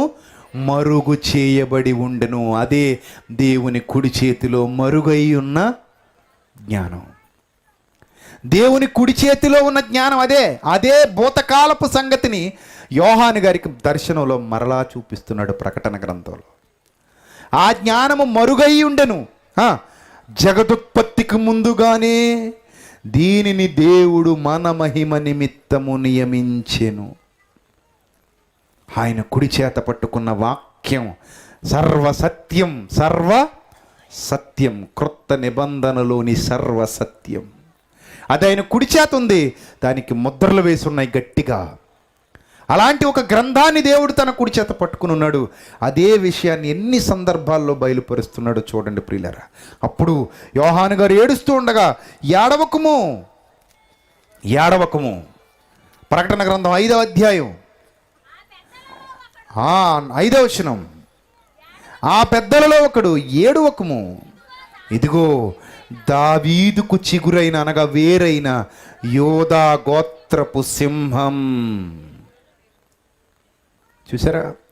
దావీదుకు చిగురైన యోధా గోత్రపు సింహం 7 ముద్రలు తీసేసి ఆ గ్రంథాన్ని విప్పుటకై జయము పొందెనని నాతో చెప్పెను. చూసారా, యోహాని గారికి ఒక మాట వినబడిందట, ఏడుస్తున్నాడట. అయ్యో మాకు ఎవరు ఇస్తారా, ఆ గ్రంథం ఎవరు తెస్తారు. అప్పుడు చెబుతున్నాడు దేవదూత, డోంట్ వరీ, డోంట్ క్రై, ఏడవకు. ఆ గ్రంథాన్ని విప్పటానికి యోధా గోత్రపు సింహం జయం పొందాడు. అంటే ఆ గ్రంథం విప్పాలంటే యోగ్యుడు కావాలి. ఆ యోగ్యత ఎక్కడ సంపాదించాలి? భూమి మీద సంపాదించాలి. అంటే శరీరధారిగా వచ్చి పాపము చేయకుండా బ్రతికి తన పరిశుద్ధతను కాపాడుకుని మరలా తిరిగి ఎక్కడికి వెళ్ళాలి? ఆ పరలోకానికి వెళ్ళాలి. అక్కడికి వెళ్ళి ఆ గ్రంథాన్ని విప్పి ప్రపంచానికి అందించాలి. ఇది ఒక ప్రాసెస్. అక్కడికి వెళ్ళి ఆ కుడి చేతిలో ఉన్న గ్రంథాన్ని తీసుకోవాలి అంటే ఒక అర్హత కావాలి. ఆ అర్హత భూమి మీద శరీరధారిగా బ్రతికి పాపం చెయ్యకుండా గెలిచి తిరిగి ఎక్కడికి వెళ్ళాలి? తండ్రి వద్దకు వెళ్ళాలి. తండ్రి వద్దకు వెళ్ళాలి. అందుకే మరి వచ్చి ముట్టుకోబోతుంటే దేవుడు ప్రభు అంటారు, మరియా ముట్టుకోకు, నేను ఇంకా పరలోకమునకు ఎక్కి పోలేదు. ఇదిగో వెళ్ళి శిష్యులతో చెప్పు, నేను నా తండ్రి వద్దకు ఎక్కి పోవచ్చున్నాను, తండ్రి వద్దకు వెళుతున్నాను. మరణించి తిరిగి లేచిన తర్వాత ప్రభు మాట్లాడినటువంటి మాట, నేను తండ్రి వద్దకు వెళుతున్నాను, పరలోకమునకు నేను ఇంకెక్కిపోలేదు, నేను వెళుతున్నాను, పరలోకానికి వెళుతున్నాను, తండ్రి వద్దకు వెళుతున్నాను. ఎందుకు తండ్రి వద్దకు వెళుతున్నాడు? ఆ చేతిలో ఉన్న గ్రంథాన్ని తీసుకుంటాడు, ఆ ముద్రలు విప్పుతాడు. అలా విప్పాలంటే ఇక్కడ యోగ్యత సంపాదించాలి. ఆ యోగ్యత చిన్నదేంగా సుమా, అంత ఈజీగా వచ్చేది ఆ యోగ్యత? చాలా కష్టపడాలి. ఎంత కష్టపడాలి? మీరు అనుకోవచ్చు యేసుక్రీస్తు ప్రభు వారి కష్టం కేవలం సిలువకే పరిమితం అనుకోవచ్చు మీరు, అంతే కదా. ప్రభు ఎక్కడ శ్రమ పడ్డాడు, ప్రభు ఎక్కడ కష్టపడ్డాడు అంటే మీరు ఏం చెప్తారు? కేవలం సిలువలో శ్రమ పడ్డాడు. అందుకే కదా ఇది సీజను. ఈ సీజన్లో మనం మాట్లాడుకునే మాటలు కూడా ఏ మాటలు మాట్లాడుకుంటాం? సిలువలో పలికిన ఆ 7 మాటలే. ఇంక బైబిల్లో మాటలు లేనట్టు, బైబిల్లో ఇంకే మాటలు లేనట్టు మనకు ఆ 7 మాటలే కావాలి. అది కూడా ఎప్పుడంటే ఈ సీజన్లో మాత్రమే. మళ్ళీ సీజన్ దాటితే మళ్ళీ ఆ మాటలు గుర్తుండవు మనకి. మళ్ళీ సీజన్ వచ్చినప్పుడు మాత్రం బ్రదర్ నన్ను 7 మాటల్లో మాట చెప్పమన్నారు ఈరోజు మా సంఘంలో, సో నాకు ఆ మాటకు సంబంధించి ఏమైనా ప్రసంగం ఉంటుందా? యూట్యూబ్లో ఏమైనా ఉందా? ఎవడన్నా ఉన్నాడా మాట్లాడినాడు? సో ఆ ప్రసంగం వెతికేసుకొని ఆ ప్రసంగం కాపీ చేసేసి మా సంఘంలో చెప్పేయాలి. ఎందుకంటే ఈ సీజన్లో ఆ 7 మాటలే వింటాం. సీజన్ వారీగా తినడానికి ఏమైనా ఫ్రూట్స్ అనుకున్నావా? సీజన్ బట్టి తినడానికి, సీజన్ బట్టి వినడానికి ఇవి తినే పదార్థాలు కాదయ్యా, నీ ఆత్మను రక్షించే ఔషధపు మాటలు. ఈ మాటల కోసం యోహాను ఏడ్చాడు. ఈ మాటలను బయటికి తీసుకొచ్చే శక్తి ఏ దేవదూతకి లేదు. ప్రభు ఈ మాటలను తీసుకురావడానికి 33.5 సంవత్సరాలు కష్టపడ్డాడు తెలుసా? 33.5 సంవత్సరాలు. 33.5 సంవత్సరాలలో ఏ ఒక్క చిన్న పాపం చేసినా ఆయనకి యోగ్యత ఉండదు. ఈ భూమి మీద మళ్ళా శరీరధారిగా బ్రతికిన దినాలలో ఏ ఒక్క చిన్న పాపానికి ఆయన అవకాశం ఇచ్చినా ఆయనకు పరలోకానికి తిరిగి వెళ్ళడు. ఆ పరలోకంలో తండ్రి కుడి చేత ఉన్న సర్వసత్యాన్ని ఓపెన్ చేసి భూమి మీదకి పంపించే అవకాశం ఉండదు. ఎంత రిస్క్ తీసుకున్నాడు ఎప్పుడైనా ఆలోచించావా?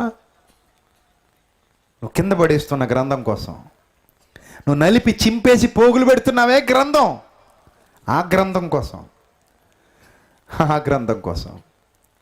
ఇంట్లో ఎక్కడ పడితే అక్కడ పడేసి జిప్పేసి మూలకు తోసేస్తున్నావు, దుమ్ము దులిపి తీసుకొస్తున్నావే ఆదివారం, ఆ గ్రంథం కోసం. చదువుతుంటే నిద్ర వచ్చేస్తుందండి అని చెప్తున్నావే సిగ్గు లేకుండా, ఆ గ్రంథం కోసం. నిజమండి, సినిమా చూస్తే 2 గంటలన్నర కళ్ళు ఆర్పకుండా చూస్తాం, నిద్ర రాదు. సీరియల్ చూస్తే 1.5 గంటగా మధ్యలో వచ్చి యాడ్లు కూడా చూసేస్తాం. ఒకే ఏమాత్రం యాడ్ వదిలేసిన ఎక్కడైనా చిన్న సీరియల్ మొక్కబోద్దేమని భయం, యాడ్లు కూడా చూసేస్తారు. కన్నార్పురు, నిద్ర రాదు. బైబిల్ చదవడానికి మాత్రం ఏమొస్తుంది? నిద్ర వస్తుంది. ఇంట్రెస్ట్ లేనప్పుడు నిద్ర వస్తుందండి. చూడండి, ఇంట్రెస్ట్ లేనప్పుడు ఏమొస్తుంది? నిద్ర వస్తుంది. ఇంట్రెస్ట్ ఉంటే ఏం రాదు? నిద్ర రాదండి. నిద్ర రాదు. బాగా ఆకలిగా ఉన్నప్పుడు అన్నం కంచంలో మొదటి ముద్ద చుట్టి నోట్లో పెట్టుకుంటూ కంచం మీద పడిపోయి నిద్రపోయిన ఎవరినైనా చూసారా? ఎవరినైనా చూసారా? పోనీ మీరు ఎప్పుడైనా చేశారా? అలాగ మెతుకులన్నీ ముఖానికి అంటుకుపోయండి, కూర కళ్ళల్లోకి పోయింది, ముక్కులోకి కూడా పోయింది, మునక్కాడ కంచం మీద పడి నిద్రపోయానండి, మూలుగు ఒక ముక్కులోకి మునక్కాడు ఒక ముక్కులోకి పోయిందని ఎవడని చెప్తాడా?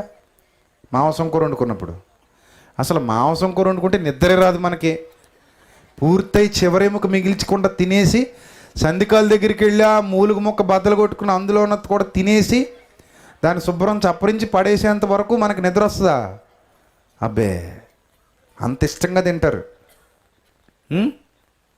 పీల్చి పిప్పి చేసేయాలి, కంచం కడుక్కర్లేదు. ఇంకా అలా తినేసేంతవరకు నిద్ర రాదు. ఇంట్రెస్ట్, మాంసం కూర మీద ఉన్న ఇంట్రెస్ట్, బిర్యానీ మీద ఉన్న ఇంట్రెస్ట్, సినిమా మీద ఉన్న ఇంట్రెస్ట్, సీరియల్ మీద ఉన్న ఇంట్రెస్ట్. నో ఇంట్రెస్ట్ దేని మీద? దేవుని వాక్యం మీద. అందుకే నిద్ర వస్తుంది.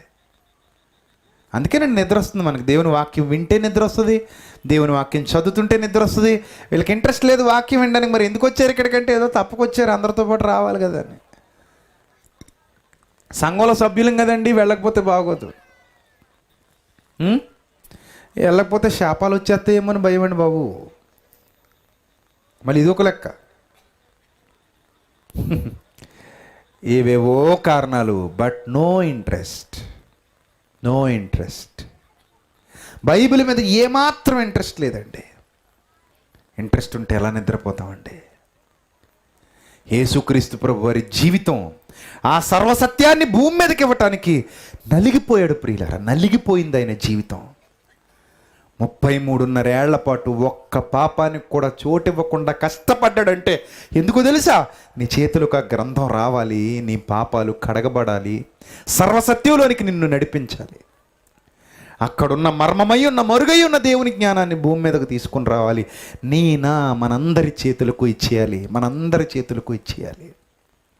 ఆయన ఓపెన్ చేస్తే తప్ప ఇది పరలోకం నుండి మన చేతుల్లోకి రాదు. ఈ గ్రంథంలో వ్రాయబడిన ఒక్కో వచనం చూస్తుంటే ఈ వచనాలన్నీ కూడా సర్వసత్యమే. ఈ సర్వసత్యం ఈరోజు ప్రతి దేశానికి విస్తరించిందంటే, ప్రతి ప్రాంతానికి, ప్రతి భాషకు వెళ్ళిందంటే ఎందుకు పనికిరాని మనం ఈరోజు ఈ పవిత్ర గ్రంథాన్ని చేత్తో పట్టుకుని చదువుకోగలుగుతున్నామంటే ఆ ధన్యత ఎవరిదో తెలుసా? మొదట దేవునిది, తర్వాత మన కొరకు రక్తాన్ని చిందించి ప్రాణం పెట్టి మన కొరకు కష్టపడి 33.5 ఏళ్ల పాటు ఏ పాపానికి చోటివ్వకుండా బ్రతికి యోగ్యత సాధించి విజయం సాధించి పరలోకానికి వెళ్ళి ఆ గ్రంథాన్ని విప్పి మనకిచ్చిన యేసుక్రీస్తు ప్రభువు వారిది. ఆయనే లేకపోతే ఈరోజు మనకి అర్హత లేదండి.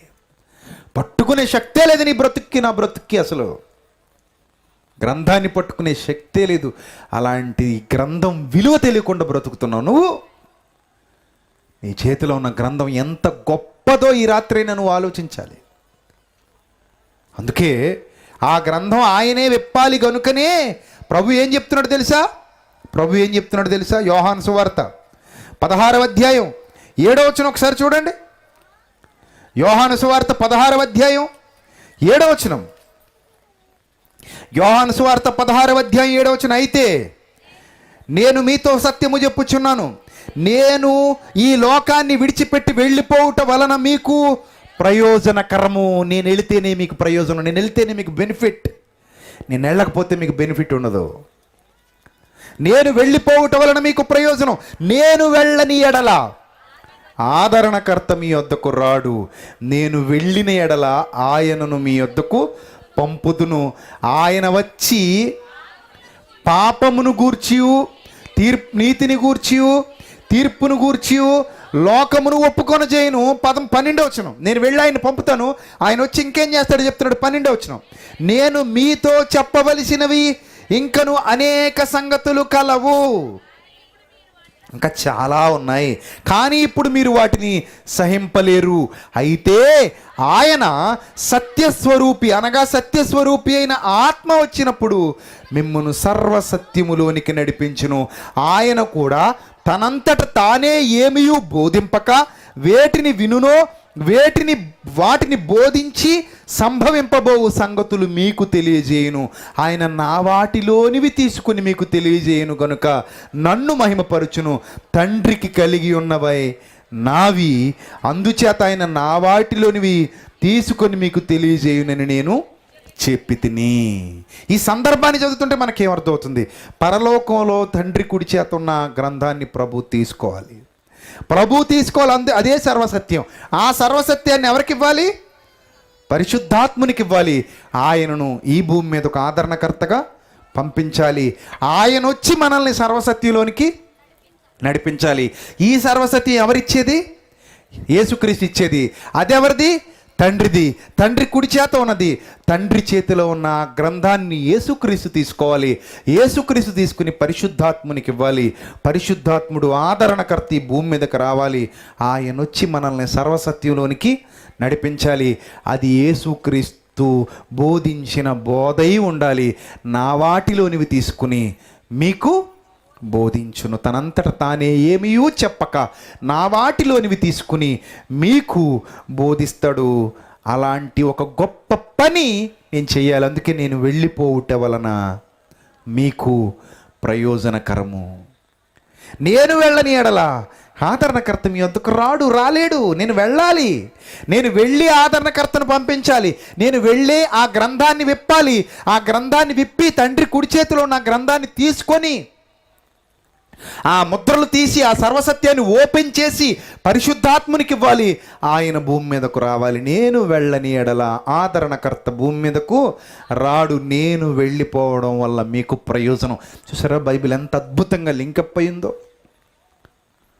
బైబిల్ ఎంత అద్భుతంగా ఒకదానికొకటి సంబంధం కలిగి ఉందో? వెనకనున్న ప్రశ్నలకు ముందు జవాబులు. అదేనండి బైబిల్కి ఉన్న గొప్పతనం. జవాబు ముందుంటుంది, ప్రశ్న వెనకెక్కడో ఉంటుంది. అందుకే ఆత్మ సంబంధమైన సంగతులతో సరిచూస్తూ ఆలోచించగలగాలి. ఆ ఆలోచన మనకు రావాలి. యేసుక్రీస్తు ప్రభు వారు ఎంత కష్టపడ్డారండి ఈ క్రొత్త నిబంధన మీ చేతులకి ఇవ్వడానికి. ఎంత కష్టపడ్డారు. ఆయన ఎంత శ్రమ పడితే ఈ గ్రంథం మన చేతులకు వచ్చింది. ఆయన ఎంత బాధపడితే ఈ గ్రంథం మన చేతులకు వచ్చింది. ఒక్కసారి ఆలోచించండి ప్రియులారి. రాత్రి ఒక్కసారి ఆలోచించండి. ఇక ఈ పరిశుద్ధాత్మ ప్రేరణతో ఈ సర్వసత్యం రాయడం, పరిశుద్ధాత్మ ప్రేరణతో ఈ సర్వసత్యాన్ని వ్రాయడం మీరు జాగ్రత్తగా గమనించగలిగితే యోహాను సువార్త 14వ అధ్యాయం 16వ వచనం. యోహాను సువార్త 14వ అధ్యాయము 16వ వచనం. నేను తండ్రిని వేడుకొందును మీ వద్ద అప్పుడప్పుడు వచ్చి వెళ్ళిపోవుటక ఎల్లప్పుడూ ఉండుటక. అప్పుడప్పుడు వచ్చిపోవటకేమో మరి చెప్పండి. అప్పుడప్పుడు వచ్చిపోవటకని విన్నామా మనం? ఎప్పుడైనా వినలేదా? పరిశుద్ధాత్ముడు అప్పుడప్పుడు వచ్చి వెళ్ళిపోతుంటాడా? ఎల్లప్పుడూ మన యొద్ద ఉంటాడా? బైబిల్ ఏం చెప్తుంది? మరి కొందరు ఏం చెప్తారు? శుక్రవారం బహుబలంగా దిగొచ్చాడంటారు. మన మధ్యలో లేడా? మనతో లేడా? మన యొద్ద లేడా? శుక్రవారం వచ్చాడా? మన యొద్ద లేడా? శుక్రవారం వచ్చాడా? చెప్పండి, ఏది నిజం? మన యొద్ద ఎల్లప్పుడూ ఉండును.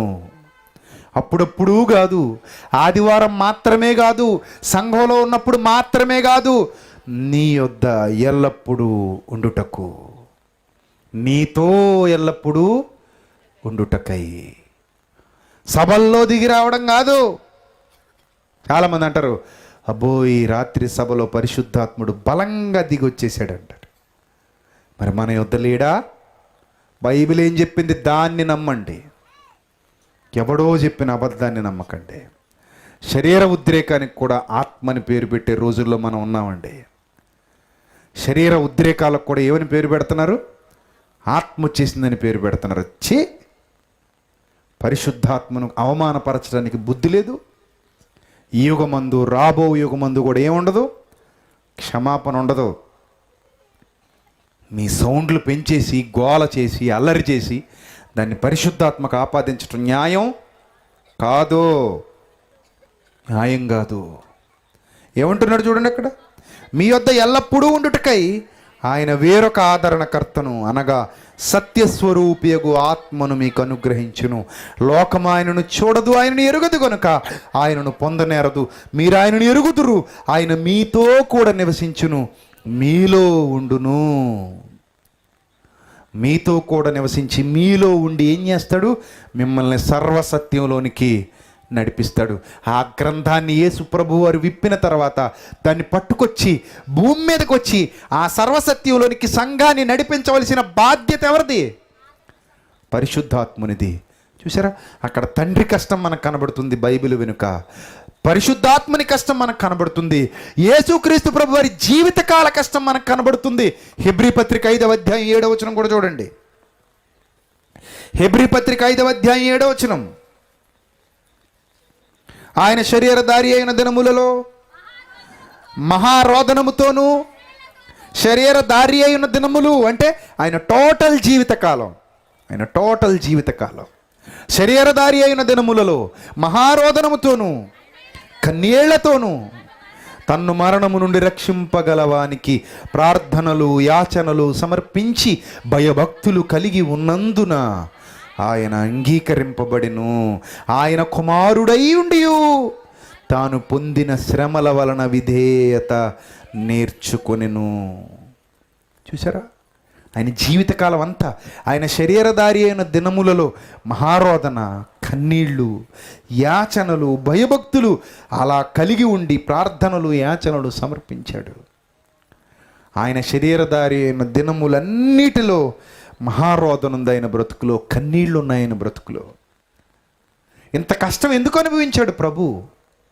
ఆ గ్రంథాన్ని తీసుకుని నీకు ఇవ్వడానికి, ఆ గ్రంథాన్ని తీసుకునే యోగ్యత సంపాదించి నిన్ను సర్వసత్యంలోనికి నడిపించడానికి. అలా నడిపించడానికి పరిశుద్ధాత్ముడు ఆ గ్రంథాన్ని తీసుకుని వచ్చాడు. ప్రవక్తల్ని, అపోస్తుల్ని ప్రేరేపించి వారి ద్వారా ఈ మాటలు వ్రాయించాడు. పేతురు గారు రాసిన 2వ పత్రిక 1వ అధ్యాయం 20వ వచనం. పేతురు గారు రాసిన 2వ పత్రిక 1వ అధ్యాయం 20వ వచనం జాగ్రత్తగా చూడండి. పేతురు గారు రాసిన 2వ పత్రిక 1వ అధ్యాయం 20వ వచనం. ఒకడు తన ఊహను బట్టి చెప్పడం వలన లేఖనములో ఏ ప్రవచనం పుట్టదని మొదట గ్రహించుకొనవలెను. ఏలయనగా ప్రవచనము ఎప్పుడూ మనుష్యుని ఇచ్చను బట్టి కలగలేదు కానీ మనుష్యులు పరిశుద్ధాత్మ వలన ప్రేరేపింపబడిన వారై దేవుని మూలముగా పలికిరి. చూసారా, ఇది పరిశుద్ధాత్ముడు తీసుకున్నటువంటి కష్టం. ఒక పక్క తండ్రి, ఒక పక్క కుమారుడు, ఒక పక్క పరిశుద్ధాత్ముడు. తండ్రి యొక్కయు, కుమారుని యొక్కయు, పరిశుద్ధాత్మ యొక్కయు నామములోనికి బాప్తిస్మం పొందిన దేవుని ప్రజలారా, తండ్రి, కుమార, పరిశుద్ధాత్మ బైబిలు వెనక మనకి కనబడుతున్నారు. బైబిలు వెనక మనకి కనబడుతున్నారు. ఆ క్రొత్త నిబంధన భూమి మీదకి రావడానికి, ఆ క్రొత్త నిబంధన అవతరింప చేయడానికి, అది నీ చేతుల్లో నిలిచి ఉండడానికి, అందులో ఉన్న సర్వసత్యం నీ హృదయంలోనికి వెళ్ళి దేవుడున్న మహాలోకం, ఆ నిత్య జీవితాన్ని నువ్వు సంపాదించుకోవడానికి దేవుడు ఎంత కష్టపడితే, దేవుడు ఇంత గొప్ప ఆలోచనతో ప్రణాళిక రచిస్తే, ఈ ప్రణాళిక అంతా నీ మార్పు కోసం అయితే, నువ్వు పరలోకానికి చేరడం కోసం అయితే, అదే ఆయనకు సంతోషం అని చెబుతుంటే నీకు అర్థమయ్యా దేవుని మాటలు? నీకు అర్థమైందా ఇప్పటికైనా ఈ గ్రంథం విలువ? నీకు అర్థమైంది ఇప్పటికైనా ఈ గ్రంథం విలువ? ఈ గ్రంథం యొక్క చరిత్ర నీకు అర్థమైతే, దీని వెనక దేవుని తపన నీకు అర్థమైతే, ఏనాడు కింద పెట్టాలనిపించదు, గుండెలకు హత్తుకోవాలనిపిస్తుంది. నిజం, కింద పెట్టాలనిపించదండి ఈ గ్రంథాన్ని, గుండెలకు హత్తుకోవాలనిపిస్తుంది. ఈ గ్రంథం మీద అత్యంత మమకారం పెరిగిపోతుంది.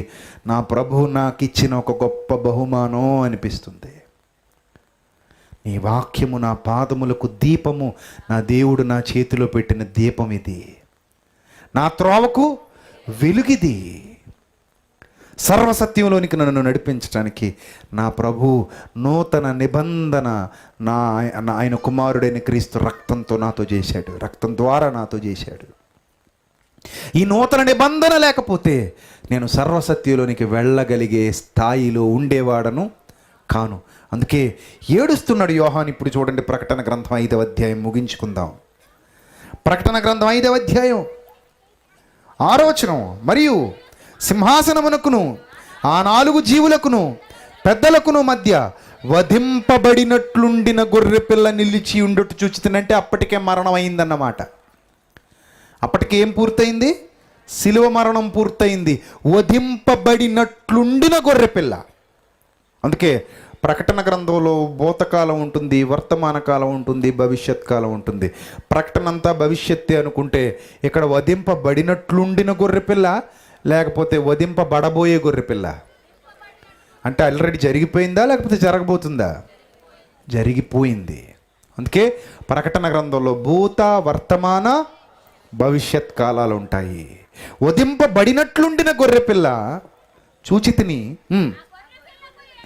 ఆ గొర్రె పిల్లకు 7 కొమ్ములు 7 కన్నులు ఉండెను. ఆ కన్నులు భూమి అందంతటికి పంపబడిన దేవుని 7 ఆత్మలు. ఆయన వచ్చి ఆ సింహాసనమునందు ఆసీనుడై ఉండు అని కుడి చేతిలో నుండి ఆ గ్రంథమును తీసుకొనెను. ఎవరు తీసుకున్నారు? యేసుక్రీస్తు ప్రభు వారు తీసుకున్నారు. నీ చేతిలో ఉన్న క్రొత్త నిబంధన ఆ గ్రంథమును తీసుకునను. ఆయన దానిని తీసుకున్నప్పుడు ఆ 4 జీవులు వీణెలు ధూపద్రవ్యములతో నిండిన స్వర్ణ పాత్రలు పట్టుకుని ఉన్న 24 పెద్దలు ఆ గొర్రె పిల్ల ఎదుట సాగిలపడిరి. ఈ పాత్రలు పరిశుద్ధుల ప్రార్థనలు. ఆ పెద్దలు, నీవు ఆ గ్రంథమును తీసుకుని దాని ముద్రలు నిప్పుటకు యోగ్యుడవు. నీవు ఆ గ్రంథమును తీసుకుని దాని ముద్రలను నిప్పుటకు యోగ్యుడవు. ఆ యోగ్యతను కష్టపడి సంపాదించావు.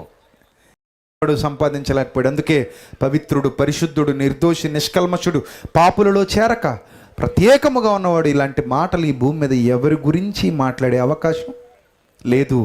ఒక్క రక్షకుడైన క్రీస్తుని గురించి తప్ప.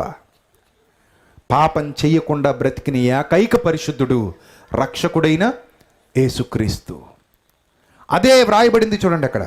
నీవు వధింపబడిన వాడవై నీ రక్తం ఇచ్చి ప్రతి వంశములోను, ఆయా భాషలు మాట్లాడు వారిలోను, ప్రతి ప్రజలోను, ప్రతి జనములోను దేవుని కొరకు మనుష్యులను కొని మా దేవునికి వారిని ఒక రాజ్యముగాను యాజకులను గాను చేసితివి.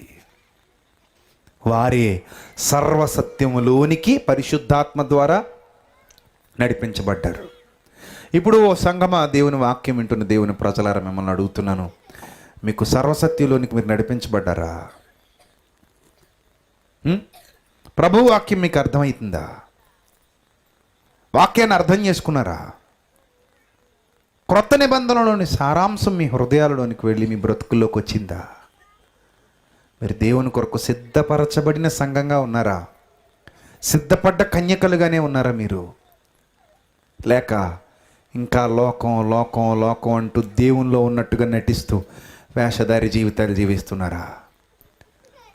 బైబిల్ మీదే మనకు ప్రేమ లేకపోతే దేవుడి దగ్గరికి ఎలా వెళ్తామండి? దేవుడి దగ్గరికి ఎలా వెళ్తాం? మనం ఒక మార్గంలో వెళుతూ ఉన్నప్పుడు మ్యాప్ మనకు ఆధారం. ఈ మధ్య కూడా మనకి గూగుల్ మ్యాప్స్ వచ్చాయి. గూగుల్ సెర్చ్ చేసుకుని గూగుల్లో మ్యాప్ పెట్టుకుని వెళ్ళిపోతున్నాం. ఎక్కడికి వెళ్ళాలో మ్యాప్ చూసుకుని వెళ్ళిపోతున్నాం. క్లిష్టమైన పరిస్థితిలో, ప్రమాదకరమైన మార్గంలో మ్యాప్ పడేసామనుకోండి, మన పరిస్థితి అగమ్యగోచరమా కదా? దారి తప్పిపోతామా లేదా? ఖచ్చితంగా తప్పిపోతాం. క్లిష్టమైన పరిస్థితుల్లో మ్యాప్ చించేసామనుకోండి, మ్యాప్ని నిర్లక్ష్యం చేసామనుకోండి, మ్యాప్ని పట్టించుకోవడం మానేసి మనకు నచ్చినట్టు ప్రయాణం చేస్తున్నాం అనుకోండి, గమ్యానికి చేరుకుంటామా ప్రియులారా? మనం చేరుకోమండి.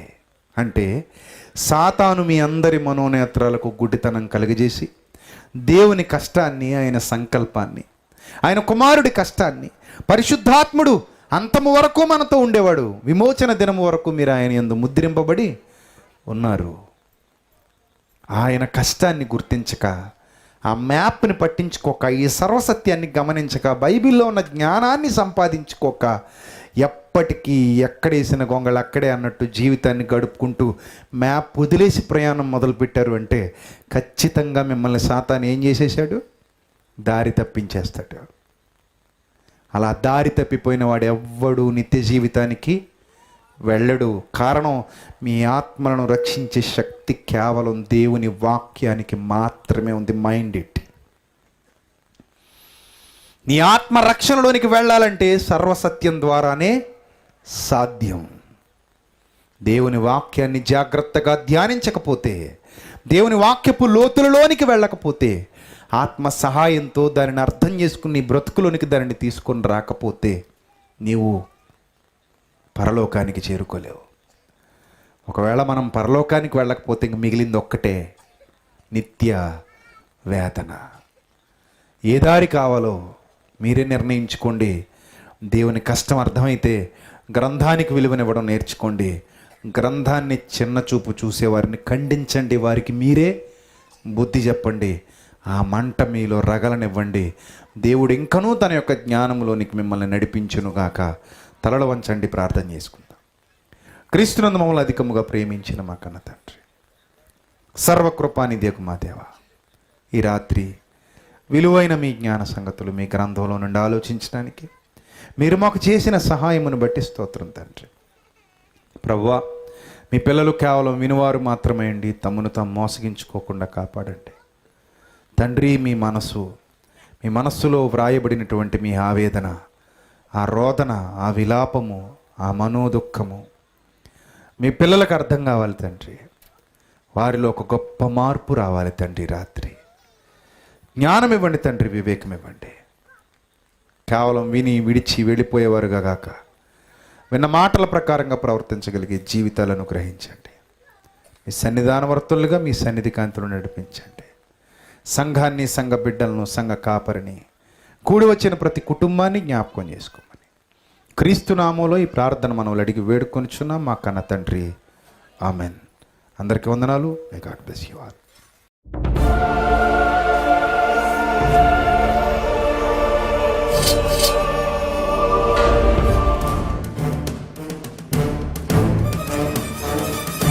ఆది నీవే, అంతం నీవే, ప్రభవం నీవే, ప్రళయం నీవే, అల్ఫయు నీవే, ఓమఘయు నీవే, విలయం నీవే, స్థిర నిలయం నీవే, గగనం భువనం సకలం నీవే, జగతిని నడిపే జ్యోతివి నీవే, సమరం అమరం సర్వము నీవే, అన్ని నామాలు ప్రణమిల్లే సర్వోన్నత నామం నీవే,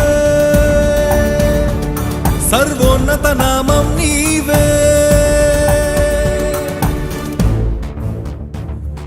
సర్వలోక న్యాయాధిపతి, సర్వలోక న్యాయాధిపతి, సర్వలోక న్యాయాధిపతి, సర్వలోక న్యాయాధిపతి, సర్వలోక న్యాయాధిపతి వాకిట నిలిచియున్నాడు. జనములందరికి ఫలమిచ్చుటకు తీర్పు తీర్చబోతున్నాడు. సర్వలోక న్యాయాధిపతి వాకిట నిలిచియున్నాడు. జనములందరికి ఫలమిచ్చుటకు తీర్పు తీర్చబోతున్నాడు. వేల దూతలతో బూరధ్వనులతో మేఘమండలము పైన యూదా గోత్రపు కదమ సింహముతో కదలి వస్తుంది సేన. క్రీస్తు న్యాయపీఠం ఎదుట ప్రత్యక్షం కావాలందరూ. క్రీస్తు న్యాయపీఠం ఎదుట ప్రత్యక్షం కావాలందరూ.